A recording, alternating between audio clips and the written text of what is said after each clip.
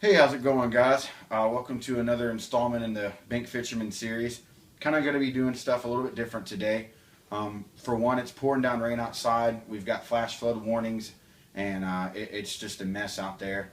And I don't really have a whole lot of time right now to fish, but just with some personal things that have been going on with my grandpa that I've shared with some of you, and then um, just work has been really busy. So um, I did get a chance to fish this past weekend. I didn't do any video, unfortunately. I was with a friend and was just kind of wanting to have fun, and we had a whole lot of fun. But I was just kind of thinking back on what I did that worked, and had a hard day fishing. We started at 4 o'clock, and it wasn't until 8:30 that night that I caught my first fish. So I had to go through a lot of progressions and a lot of stuff before something finally worked, and it ended up working over and over and over again. So I wanted to go over a few different things that kind of played into why certain things worked and certain things didn't.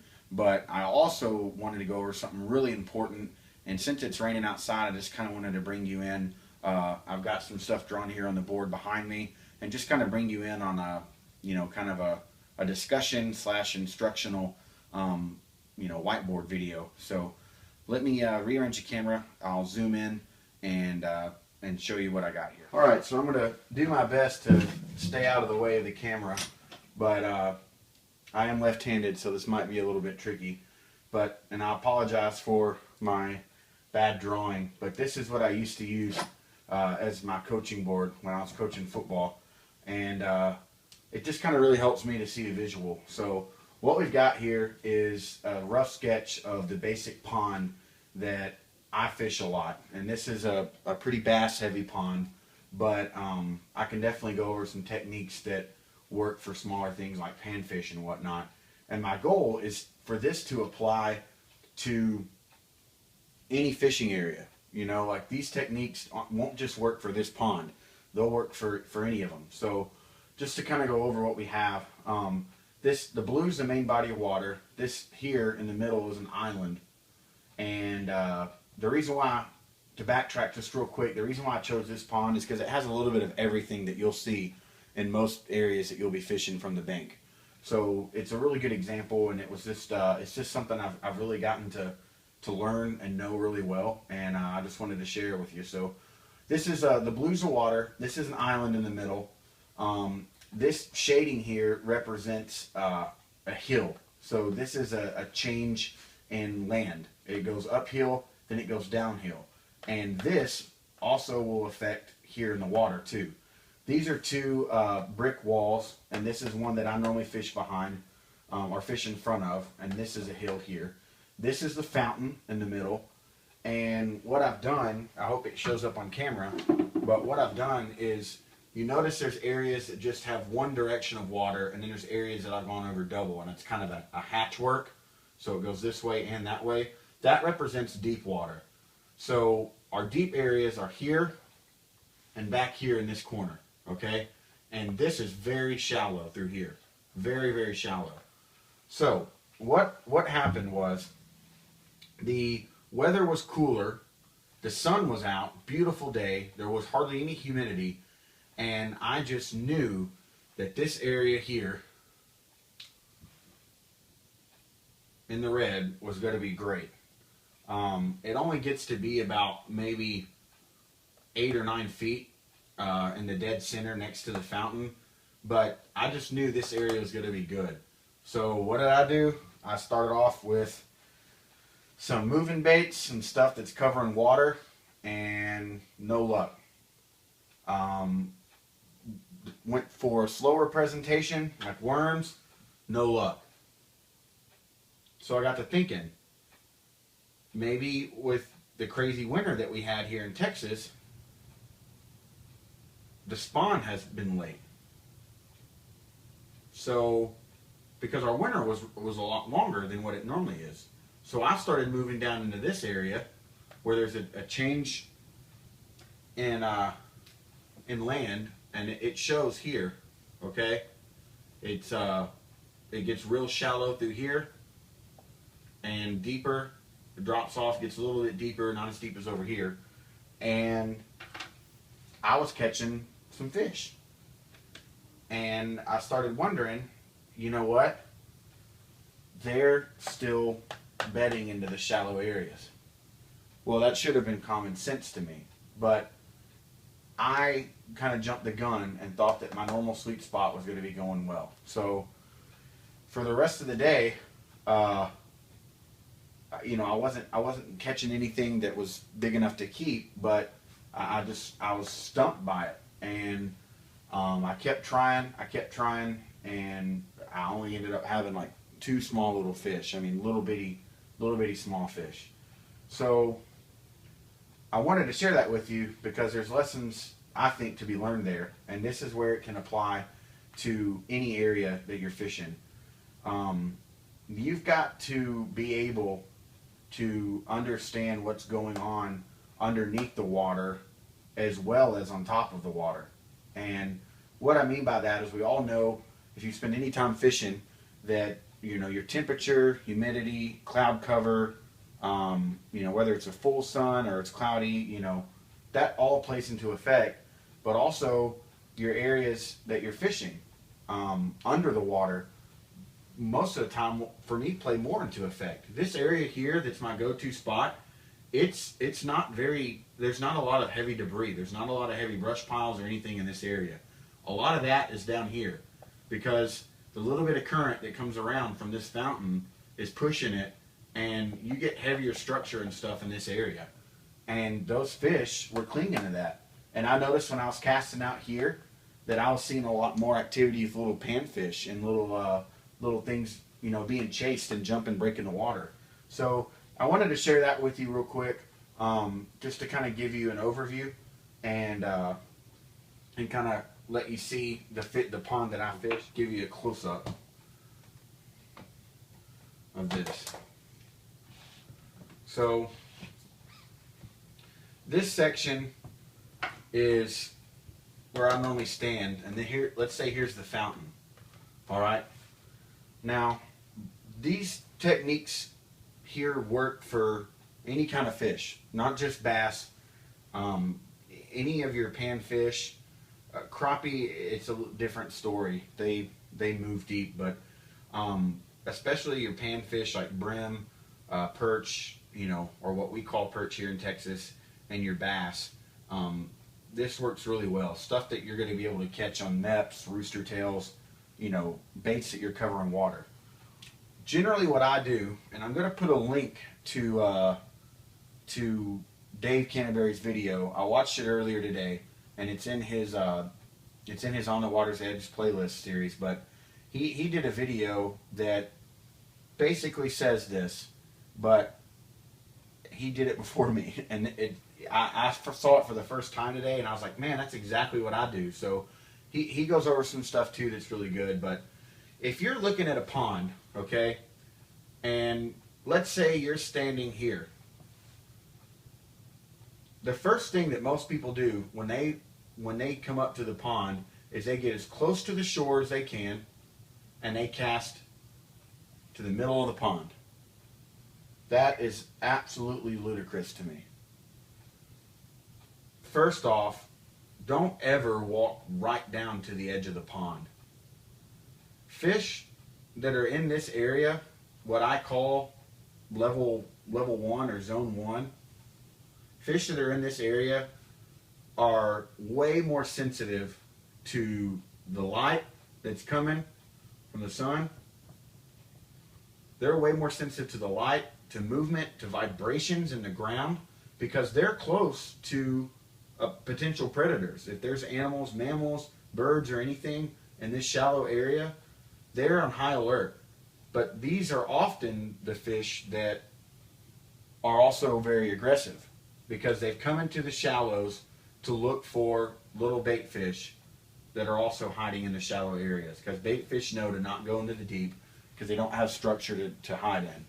So right off the bat, you're shooting yourself in the foot to walk right down to the edge of the bank, and you're spooking all these potential fish that are in your zone 1. Okay? So you've got to look at it like this. You've got your zone 1, zone 2, zone 3, and your last ditch effort, zone 4, as a bank fisherman. Okay, how many times have you thrown all the way out to the middle of the pond or lake or whatever, and you instantly hook up with a fish there? It's rare. For me, it is. This is all, like, again, this is all just what I've done, what works for me. So what you do is you walk down and stand off the shore. Come out here, you know, like stand down here to this area and cast. Don't walk right down to the bank. That's going to spook all the fish that you could have caught. And the other thing that I do sometimes is I don't automatically cast all the way out to the center of the pond. What I do is if I come here, I'm left-handed, so it's easier for me to cast this way. If you're right-handed, it'd be easier for you to come up here and cast down. I'll get here and I'll cast immediately along this shoreline here. Okay? And I'll work from the shallow through all the shallow, and I'll try to take all these fish in this area. And what that's doing is it's getting the most high alert fish on your hook the quickest. And from there, use a method. It's called fan casting. We've all heard it before. But start shallow and then work deep. You go here and retrieve. Then go here and retrieve. Then go here and retrieve. And work all the way around until you get all the way to the other side, and do the same thing. And I guarantee, by doing that, I guarantee you'll probably catch more fish than to just walk right down to the bank, throw to the middle, and reel in. Throw to the middle, reel in. We all throw to different spots, but actually having a set technique really, really, really helps. So, another thing that you want to look for, draw this again real quick. Here's the fountain. Here's the water. Is you want to look for structure. And we all know what structure is. Stuff sticking out of the water, cattails, high grasses, fallen limbs, stumps, any of that stuff. But more so, you want to study the structure in a way that you get 100% usage of the structure that you see. So let me give an example. Let's say, and I've seen my buddies do this. Let's say you follow the steps that I just talked about, and you come and you cast from here. And right here, and this is under the water, okay? Right here we've got a small log with some branches sticking up out of the water that you can see, okay? And this is under the water. All right? What I see happen is a guy or some of my friends will stand here and they'll cast once, twice, 3 times a lady, and then they don't catch anything and they move on. What could you do different? You know what I would do? What I would do is I would come and cast from here, and I would start out this way and go this way, and then work shallow. And I would do that on both sides. And the reason I would do that instead of casting directly at it is oftentimes fish swim wherever they want to in the water. We all know that, okay? We all know that fish don't just swim around in a circle. They don't just swim in straight lines. But what I've often seen is if there's any small bait fish holding to this structure, bass typically seem to come and pass by it instead of just staying in it.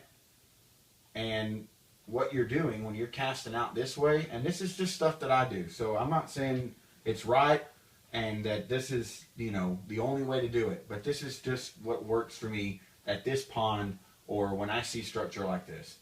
When I start and I cast out here first, I almost am kind of pushing the pressure towards towards the structure, because I know there's going to be fish in structure most 100% of the time over open water that I don't see any structure in. You're always going to want to go to structure. So when I cast here first, if there's any fish that are hanging out and they don't take my bait, they're going back to structure.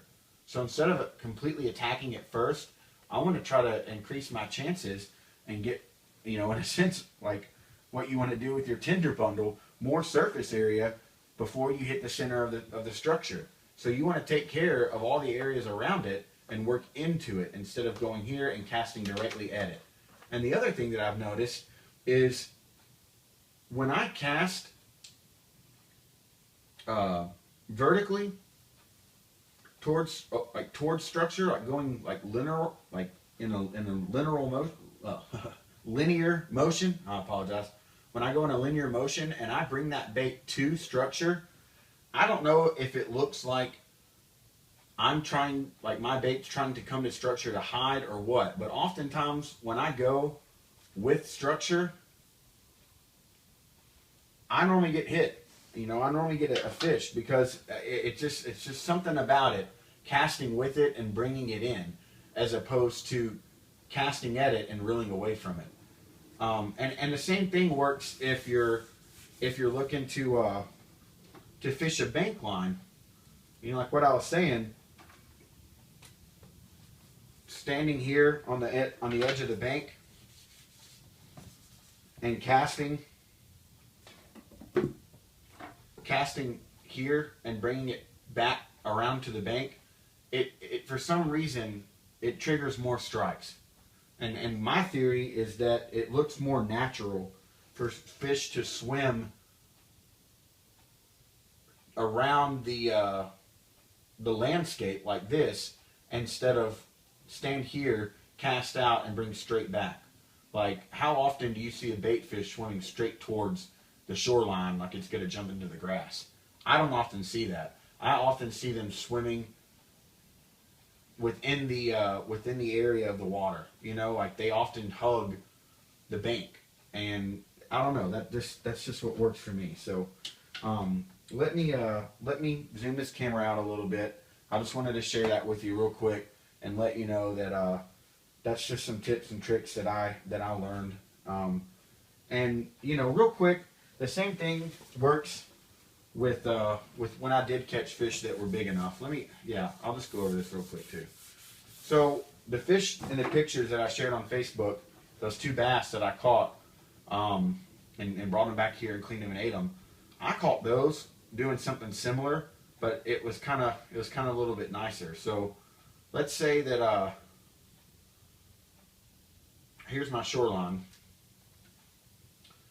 There was the pond that I went to for the last time. There was a dock that came out and was shaped like this, and we had caught a couple of little crappie by just throwing here and we were using some minnows and having the minnows swim underneath the dock, but we lost both of them. We didn't get them over the railing or whatever, and I started noticing as it got darker that there was fish schooling on both sides of the dock here. And what happened was the bass are smart enough that they know these little bait fish only have so far before the water runs out and you have ground. And bass will school and force bait fish into the shallow areas, and it's easier to catch them.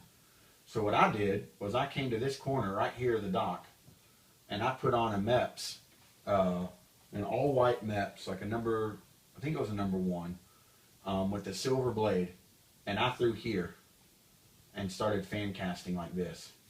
And by the time that I got to this area here, I'd already caught one of those bass. So I gave it some time. I left the dock and I came in here and I did the same thing. And got a bite, missed it. Then I came back to here, same thing. Started out, and by the time I got to this area again, boom, I caught my second bass, and those were the two that I saw in the picture.